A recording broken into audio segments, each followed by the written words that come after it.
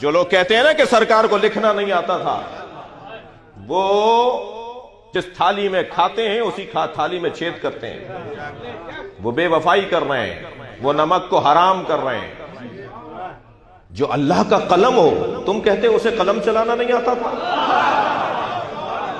نون والقلم وما یسطرون، اللہ نے ساری کائنات کو جس کے ذریعے لکھا ہو، اسے لکھنا نہیں آتا تھا، اسے پڑھنا نہیں آتا تھا؟ جی، جس کی حدیثوں کو پڑھ کر میں اور آپ اگر دانشور اور عالم ہو جائیں تو ہم علامہ فہامہ آیت اللہ مجتہد کہلاتے ہیں، اور وہ سرکار کو پڑھنا نہیں آتا تھا، لکھنا نہیں آتا تھا۔ یہ ہم پہ کرم کیا، نبی نے قلم ہاتھ میں نہیں لیا۔ یہ پوری انسانیت پر احسان کیا، سرکار نے قلم ہاتھ میں نہیں لیا۔ سرکار قلم ہاتھ میں اس لیے نہیں لیتے تھے کہ معاذ اللہ لکھنا نہیں آتا تھا۔ دقت چاہوں گا، ایک بہت بڑا نام ہے ہمارے بزرگوں میں، ہمارے علماء میں، حضرت آیت اللہ محمد حسین طباطبائی صاحب تفسیر المیزان، بڑی مضبوط تفسیر ہے ان کی، اور یہ واحد تفسیر ہے شیعوں میں کہ جو قرآن کی آیت کی تفسیر قرآن کی آیت سے ہے، جس کا پھر کوئی جواب نہیں ہوتا، کوئی مقابلہ نہیں ہوتا ایسی تفسیروں کا۔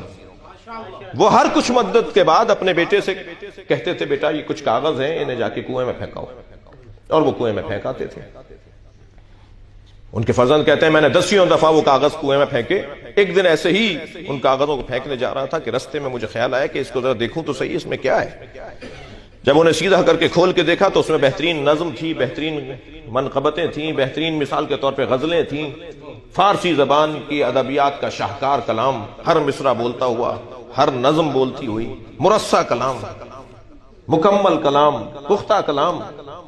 کہنے لگے کہ میں وہ واپس لے آیا۔ میں نے کہا بھائی آپ نے مجھے کلام دیا تھا کہ میں اسے کنویں میں پھینک دوں، تو یہ تو بہت اچھے کلام ہیں، بڑی اچھی نظمیں ہیں۔ کہنے لگے تو میں نہیں پتا، وہ پہلے بھی تو تم نے یہی کام کیا، وہ جو ساری نظمیں پہلے بھی تو پھینک کر آئے ہو۔ کہا بھائی یہ کیوں کر رہے ہیں آپ، یہ کیا ہے، یہ کیا ماجرا ہے، کیا مسئلہ ہے؟ کہا دیکھو اللہ نے مجھے شعر کہنے کی صلاحیت دی ہے، جب میرے بہت سارے کلام جمع ہو جاتے ہیں تو میں تم سے کہتا ہوں انہیں کنویں میں پھینکاؤ۔ تو میں نے کہا بھائی آپ کیوں پھینکوا رہے ہیں، یہ بعد میں جمع ہوں گے، ہمارے کام آئیں گے۔ کہنے لگے نہیں، میں تفسیر قرآن لکھ رہا ہوں، میں نہیں چاہتا کہ کلام الہی کے ساتھ میرا کلام بھی آئے، میں اپنی نفی کروں گا تاکہ اللہ کا کلام عزت پائے۔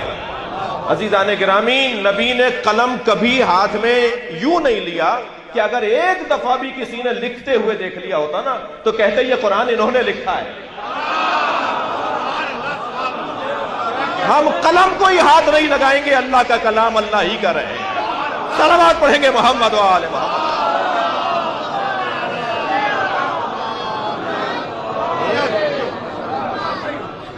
سرکار یہ وہاں سے پڑھ کر آنے والا ہو جسے اللہ نے اپنے علم کا مجسم وجود بنایا ہو۔ توجہ کر رہے ہیں آپ؟ اللہ اپنے علم کو جب کاغذ پر اتارتا ہے تو اسے قرآن نام دیتا ہے، اور اللہ جب اپنے علم کو پیکر میں ڈھالتا ہے تو اسے محمد نام دیتا ہے۔ یہ سرکار دو جہاں علم الہی کا مکمل وجود ہے۔